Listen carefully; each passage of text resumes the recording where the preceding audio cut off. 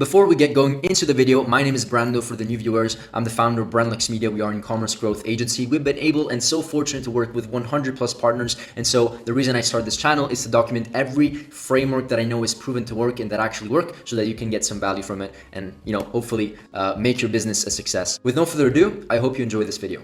In today's video, I'm going to be discussing Facebook ads for e-commerce brands, okay? For those of you who are new viewers, I work with e-commerce businesses. I've worked with over 100, and I've been able to kind of like go through the evolution of Facebook ad account structures and what are the best practices. So in today's video, I'm going to be discussing how to test ads, how to set them up, what to do on the campaign level, on the ad set level, on the ad level, and how to scale them. What structure is the best for 2025 based on my personal experience and this last year. And we'll go through several other concepts. So stay tuned and make sure to stick until the end. With no further ado, let's get right into the video as usual.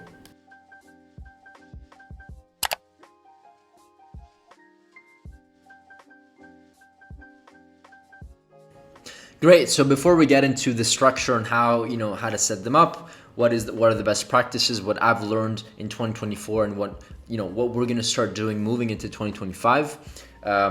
Before we get into that, just so you know, we work with companies. If you are a new viewer, we work with over 100 companies, as I said in the intro of the video. This is just some proof, just to get the skepticism out of the way. In the last month, for this client, and we have dozens that we work with, 1 dozen to be exact. We typically work with 12 clients at a time. But for the dozen of clients that we have, we typically spend quite a lot on meta ads. This is just one of our clients. We spend 170,000. with, let's see, 2.47x return on ad spend, generating over $400,000 just on meta ads alone.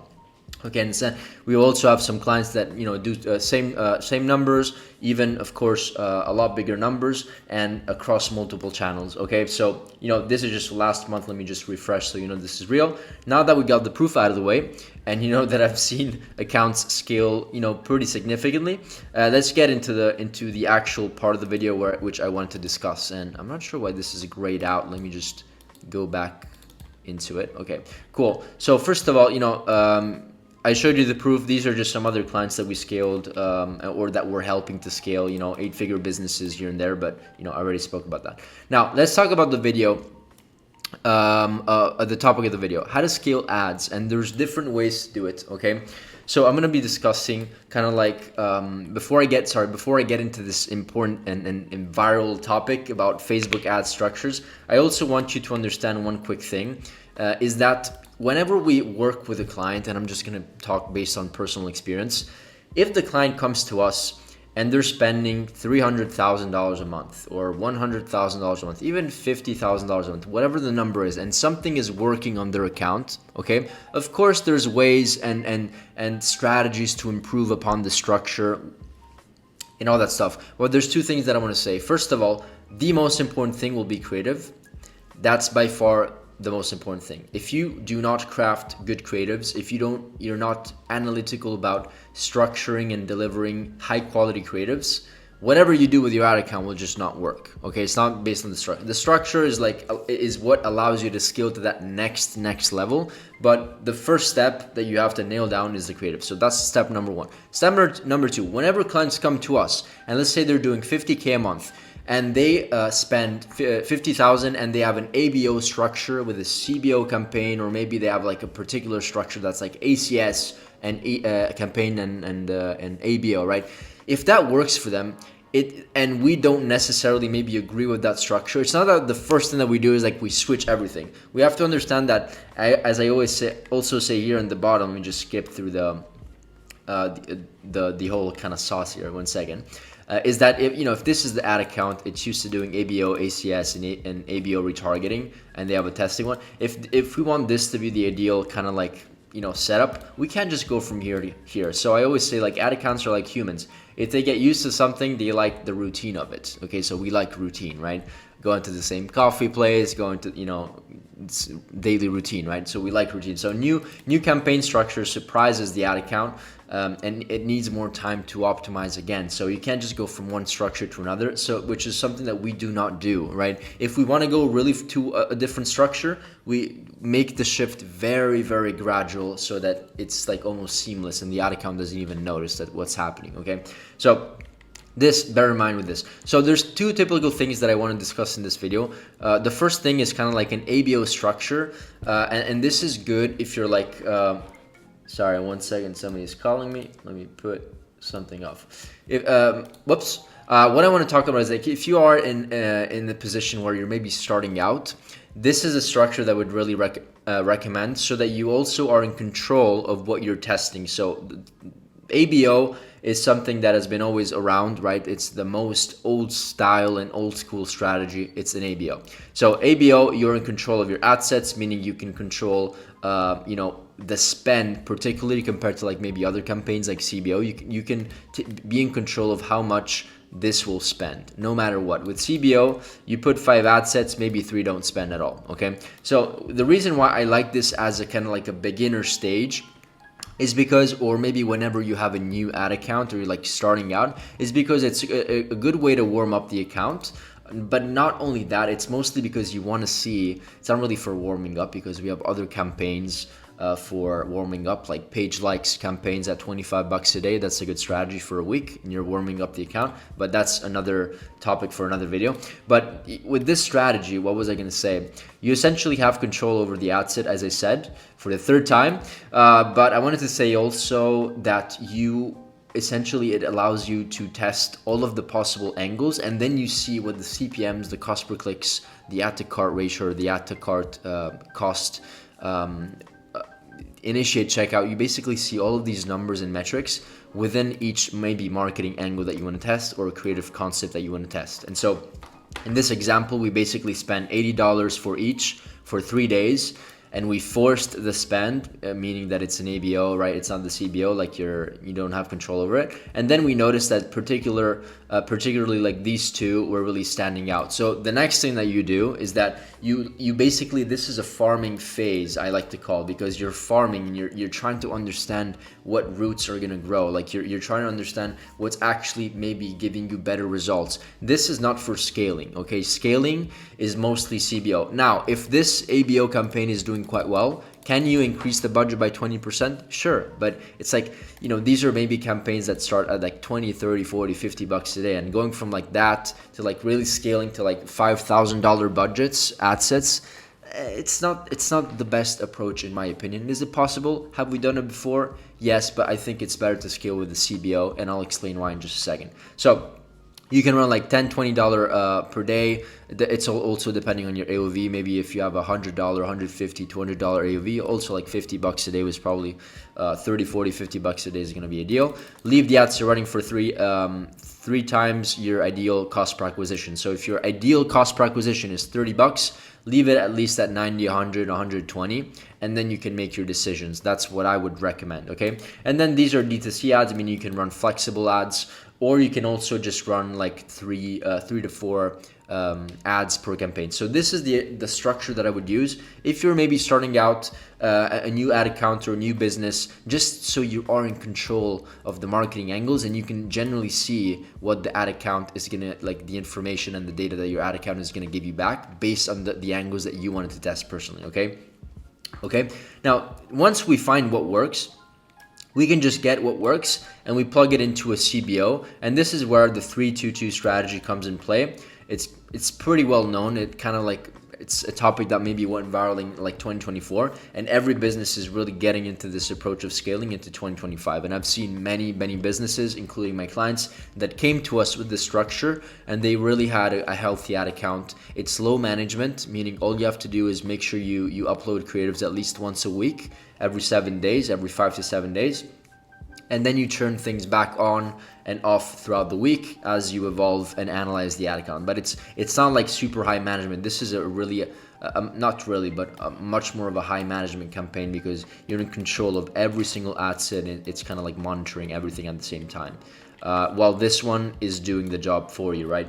Now, why do I like this campaign? I like this campaign because we need to understand that when scaling, Facebook is very good at prioritizing what they think will work, and in most cases, not every time, but in most cases, it's like they have your best interest. They want to give you the ROI, so it doesn't technically make sense not to listen to them. Now, going back to this, just so you can understand the correlation between ABO and CBO. Let's just say you start the ABO with the strategy that I explained before, and you see that these two marketing angles are working very well. So the turkey neck angle and the natural remedy or natural solution angle, assuming we're selling like a whatever skincare product, are the ones that worked. You put these into the CBO, and the way that we structure this is that each campaign is a product, or it could be a country. So you could have maybe these could be the same product, maybe like just different markets, which is completely different. Like maybe the US market is completely different, not maybe, for sure, compared to the UK market. And so we maybe want to divide those as well. But like, we typically do, we divide them by country and also by product, most importantly. We don't want two products colliding and competing against each other. We want these to compete against just one product. This is how we see it. And so we get the winning ones over here, we put them over here, and this is a good starting foundation to start testing and scaling at the same time. Because I have to say one thing, if you go from this setup, because you're starting out, as I said before, and these two, you choose that these two are the best performers, they don't have to be like 100% profitable. You need to see some like decent kind of metrics and numbers, good cost per clicks, good CTR, so that you can see the opportunity of making them work. And then you can put them here and you can start with that as a foundation without just going shooting in the dark, essentially. Hopefully that makes sense. Now, if you already have the structure and you're already doing CBOs, this is a good structure to test for sure. If you're doing other account structures and nothing is working, maybe just get into this immediately, because it's what I recommend. Now, do all of my clients, just to clarify, do all of my clients run with this structure? No, but for the reason that I mentioned before, because if somebody comes to us and they're doing 200K a month in ad spend with a 3x ROAS, and they have a particular ad structure that's not maybe coherent with our belief system, it doesn't mean that we have to flip their business, right? We have to adapt to it and then maybe see if it makes sense to flip. So I just want to do that note. So there isn't one way to scale a Facebook ad account. I just want to make sure that's clear. So make sure to stick until the end. Okay, hopefully I'm not being too boring here in this video, but there's a lot of rules that I want to touch base here that are really, really important. But before we go on, one product, we want to have at least, 5 to 7, 8 ad sets active at once. We don't want like 15 or 20 typically. It's not best practice. But the way that we scale here is with marketing angles and creative concepts. And we kind of do the same thing over here. So each ad set, no matter whether it's an ABO or a CBO, is going to have to be, in our opinion, a marketing angle combined with a creative concept. I'll give you an example. Marketing angle is turkey neck, so we're providing a solution for people that have like turkey neck, so for older people. And a creative concept can be, turkey neck, and the ads are gonna be all about like before and after concepts. So they're all gonna be before and after stories, right? About people that went from this and that. So that's a creative concept. Another creative concept could be, image ads, or doing the image ad that's like, a high perceived, high quality image ad, just literally, or features and benefits. That's another creative concept. Or ASMR video. That's another creative concept. So hopefully you got the point.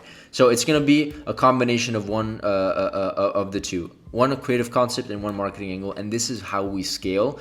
And we see what's profitable, what's working, what's spending, and then we put most of our energies there. So for example, we tested these 4 marketing angles. We noticed that these 2 scaled. What's the next step? We want to move forward and do turkey neck and do natural solution, maybe with different creative concepts, so that we can add more ad sets. But general kind of like rule here is that you should add ad sets once a week. You let it run for 7 days. Within the 7 days, I'm going to go through some rules, some management rules.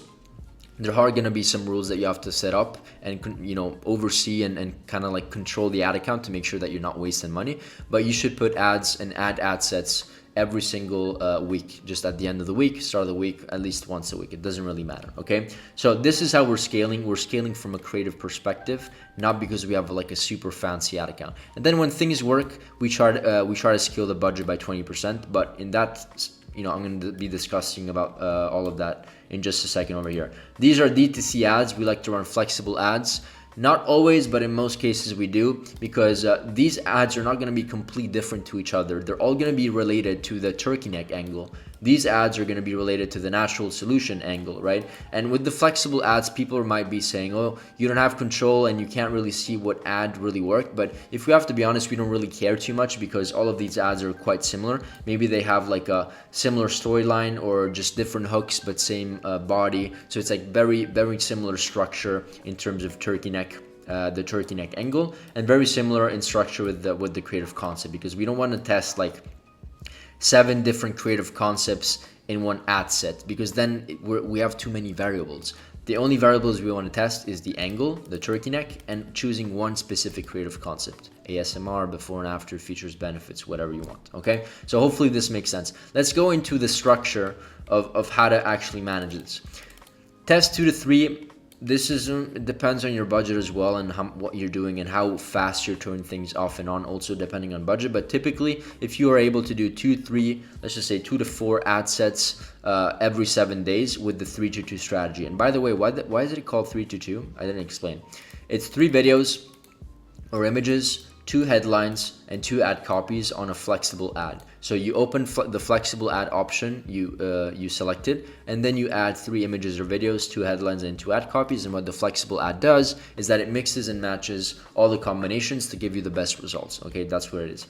Now, moving on. Each ad set will either be a new marketing angle or a new creative concept with a marketing angle that showed promising results. 80% towards proven concepts, 20% towards new concepts. Let me explain that very quickly. We want to spend 80% of our time on creative concepts and marketing angles that are working. Why? Because they're working, and that's where we should spend 80% of our time. I hate it when clients just give me like a billion ideas, and just because they think something can work, and then we test all those ideas, and then the ad performance, we agree with the client that's, they want to test it, sure, let's give it a go. But the ad performance the ad account performance goes down because we're focusing literally 80% of our resources in things that we don't know if they're going to work, right? So it makes the most sense to do 80%, 20%. 20% should go towards new marketing angles, new creative concepts, like that combination of the part. And the reason why it's 20% and it's not 0 is, of course, because we want to keep a pipeline of new things so that every month or every 2 months or whatever, we find new angles that can scale, and we can scale horizontally, and we can keep on adding ad sets that compete against each other, and essentially one will win and we will able to spend more, not just $150, but like $3, $4, $5, $10,000 on just one campaign per day, right? That's the ultimate goal. And yeah, so let's go through some rules, management rules. This is really, really important. Okay, for testing, check ads every 3 to 5 days. Okay, every 3 to 5 days, check your ads. First of all, if the ad set doesn't spend, turn it off. Because if the ad spend, let's just say we have these ad sets. Don't look at the colors here. Just look at the concept over here. Let's say we have these 4 ad sets, and this one just doesn't spend, just spending very, very little. After 3 days or 4 days or 5 days, if it doesn't spend, turn it off. Actually, if I have to correct myself, if it doesn't spend a lot, but it's like giving you some results or decent metrics, just leave it on until the 7 days, when you actually, like, the 7 days is when you make the ultimate decision. The 3 to 5 days is like turn things on and off if there's like a red flag, meaning it's like it's really unprofitable. So if it didn't spend, at the end of the 7 days, turn it off. This is what I would do. Okay, so I would correct this because it depends. I say 3 to 5 days, but it could also be 3 to 7 days. So let me just change it because it makes the most sense based on what I just said. Okay, if the ad set doesn't spend, turn it off after 7 days. Okay, if the ad set doesn't spend a lot and it's really unprofitable, just turn it off after 5 days perhaps. You'll have to see based on the other ad sets that are running. If the ad set gets significant spend, but the cost per acquisition, your ROAS, is just bad, turn it off. There's no reason. If the ad set gets significant spend and the CPA is bad, just turn it off, because you don't want that to drag the profitability of the entire campaign down, right? So if the ad set gets significant spend really, really fast, right, in like 1 or 2 days, it spends like 80% of the budget, of the campaign budget, and it spent basically 3 to 4 times of the target cost per acquisition. So if the target cost per acquisition is $25 and it spent 3 to 5 times in just like one quick day, very, very fast, immediately, at that point, just turn it off because it's not profitable. Okay, so we have to be also aggressive when we need to, so that it doesn't affect the status of the profitability of the entire campaign. Because there's nothing worse than just leaving something on just because there's the thing that, oh, you have to leave it on for 7 days. No, you don't have to leave it on for 7 days. Only leave it on for 7 days when it makes sense or when it gives you decent metrics, so that you can give it a shot. But if there's horrible metrics, like we had an ad set last week that was like spending 90% in like 4 or 5 hours, and it was like the cost per clicks were like $4. Like, it didn't make any sense. We just turn it off immediately. Okay, if the ad set gets a lot of spend and the CPA is great, or just doesn't really hurt the business too much, just leave it on. This is what we kind of like, it doesn't hurt it. If it's profitable, you leave it, right? If it doesn't hurt the campaign and you're maybe breaking even or slightly profitable, I would say, maybe not breaking even, but slightly profiting, and you're getting data, you're still profiting, it's not hurting the entire campaign structure, just leave it on. Okay, if the ad set gets low spend and the cost per acquisition is great, okay, leave on and reevaluate in 7 days. Okay, if the ad set gets low spend and the CPA is decent or great, just leave it on for 7 days. This is kind of like what I was talking about here before as well.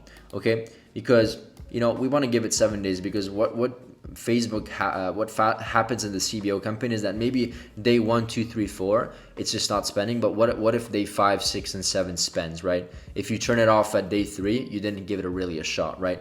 Hopefully that makes sense. Let me know if you have any questions. Scaling, and this is where it's fun. If the campaign level has a great cost per acquisition, meaning that it's very profitable. Let's just say your target CPA is 2x and you're either getting 2x or 2.5x. Increase the budget by 15 to 20%. I would say, and switch it to 20% after. Actually, be a little bit aggressive. So 20% every 24 hours. So if day 1 is 2.2 ROAS and your target is 2, scale. Next, if that day is 2.1 or 2.5, scale by 20%. The day after, good, you scale. You keep on scaling until you see some decrease in ROI, okay, where it doesn't make sense anymore. We have to be aggressive with this every 24 hours. If the campaign shows bad cost per acquisition for more than 3 days, or I would say not even for more, for 3 days, at least for 3 days, like not at least, but for 3 days, let's just say at the third day you see a bad ROI for the third day in a row, then turn it off, because 1 day is not enough. It could just be a bad day. Second day could just be an unlucky, but if it's just like a third day, it's like the rule of thumb, like 1, 2, 3, you're out, right? So 3 days. If that is the case and you still see bad ROI after 3 days, you can scale down by 20% each day until you reach stability again. So if it's 2.5, you're scaling 2.5 again, and then it's like 1.7, you leave it on. 1.7 another day. 1.8, still not above target. Decrease out of the third day to 20%. Maybe if you have $1,000 budget, you decrease that by 20%. So that's $800 a day in budget. And then after that it's still 1.8, decrease again. If then it's 2.5, just leave it on. Maybe let it stabilize for like 2-3 days, and then if it still maintains, you can just try to scale again. But this structure doesn't really work if you don't really add ad sets every single week, right? If you don't add ad sets every single week, the ad account is just not going to change. It's going to, like, if it can't scale, it can't scale. So to make it scale, we have to force it by feeding it, treats. These are the treats, the creative treats, right? We got to feed the ad account with good food, essentially. Okay, so if that's not the case and you're just hoping for some magical ad account structure, just go away from this video, because it's not for you. This is for businesses that really want to scale aggressively, spend, $7, $10, $15, $20,000 a day minimum, and really have a scalable business. This is a great structure. I really, really love it. You don't really think too much about your ad sets. You just focus on creatives. You turn things off and on every 3 to 7 days, and you launch new ads every 7 days. This is how we do it, and this is the account structure once again. And if there's one thing that really matters with all this thing, is that the main strategy is to track creative performance. How do we know if we want to test this natural solution angle or this turkey neck? What about the creative concept? Like, how do we choose things? We choose things by analyzing everything. So what I'm showing you here is actually a tool called Atria. Let me show you very quickly. And in this tool, you can essentially, I cannot click on, we have some clients on it, not every client, but we do have some clients here. I cannot show you it within their metrics. It doesn't make any sense. I sign NDAs, but essentially what you can do is, this is what you're gonna see within your ad account. You can click on a brand. It could be your brand as well, and you're gonna have, in this case I have to follow the brand to get more information, but if you hook up your account on Atria, you'll be able to find winning hooks, ad copies, headlines, all of this data, winning landing pages, winning personas, winning angles. All this data is gonna be reported to you with this format. So with breakdowns, it's visually a bit different when you're a client compared to just looking at your competitors on Atria, but it's actually better when you upgrade. I think it's $200 a month, $150 a month, and you can actually connect your whole company, and it gives you all of these kind of documents the journey with you and tells you where the majority of spend is going, where the most profitable is. So in this case, like for this client, problem solution was the most profitable. The angle with like the free gift angle was the most profitable. The main emotion that we're inspiring in the ads is like excitement and relief, and confidence are the top three, right? So it gives you all this analytical data that's really important to understand, okay, what's spending, what's getting an ROI, what's spending, what's getting an ROI from the ads, from the creatives, from the images, videos, hooks, copies. You can essentially, it's gonna give you a breakdown of what is working in the market. Okay, so hopefully this makes sense. There also is another way that we do it, honestly, and it's a great way, and it's with the demo command center. If you want the sheet, we can give it to you. This sheet essentially has a creative testing tracker where every single ad set that we test over here, every single ad set, right, all of these is a creative test on our demo commands, on our command center over here. So this is an ad set, and we track everything. This is the ad set name, whether it's an image or a video, the date, the month during the year that we launched, the product name, break even just for on reference, the creative concept, the marketing angle, the avatar that we use, the messaging, the copy, the copywriting, the ad copy link for the ad copy that we use, the creative link, and then the status, whether it's live, whether it's profitable or not. In this case, it's like to be determined, maybe because it didn't spend enough, right? And then it's all color coded, meaning we can easily find correlations on what ad sets are working. And then we have final notes where we can essentially put our own conclusions. But between this and this sheet, it gives us, this kind of like tracking dashboard, it gives us a very good understanding of what we should be testing on the ad account. Because once again, we don't do random tests. They have to be calculated. We can't just randomly wake up in the morning and think of a test that we want to, put on the ad account. It has to be calculated and based on data and based on your best performing. Once again, the 80%, 20% rule. And then of course, we have the 20% where we can just kind of like explore opportunities. Maybe we test an angle that one of our direct competitors is really killing it with, that we maybe didn't have a chance to test. That's the 20%, but we don't know if it's gonna work for us, right? So hopefully this video was valuable. I know that it did go over. I did jump between one topic and another, but long story short, keep it simple, focus on creative, track all of your metrics, and follow these rules. The reason why I have rules is that I don't have to then go think about what I should do. I can just go look at my rules and follow them, because there's nothing worse than doing all these things, taking care of the headlines and the copy and the CBO and the ABO and the structure, and then you also have to think about, oh, I should turn it off, should I turn it off? It's like it fucks with your mind, to be honest. And so I set rules. Is this the only way to scale your ad account in 2025? Absolutely not, 1000% not. But this is something that works for us. We've also have other agencies, partner agencies that we know use this structure, and it works very well. And we're trying to get into this for as many clients as possible, because it's a structure that we like. Okay, let me know if you have any specific questions about ad account structures for meta ads in 2025 for ecom brands or whatever, and I'll make sure to answer them in the comments below. And also let me know if you have any other new ideas for new suggestions. One quick thing before I leave you: if you are an e-commerce brand doing at least 50K a month to 100K a month, we're actually offering free audits to give you the opportunity to audit a company with me personally. I can go into the account, have a conversation with you, see what are your bottlenecks, and then at the end of the call, if we feel like there's an opportunity where we can both make money out of it, then we can explore the opportunity of working together if we have capacity, of course. We don't always have capacity. Okay, see you in the next one, and peace. On a side note, before I end it off here, if you actually own an e-commerce business and you want your business and your brand to be audited, we can just hop on a call, hop on a free strategy session with myself or one of my team members, and we can pretty much have a conversation about your roadmap towards next year and how perhaps you can reach your goals. The conversation is very laid back. It's honestly just to understand if there's an opportunity for us to do even business together one day. Okay? With no further ado, thank you once again. And who knows, maybe see you in the next masterclass.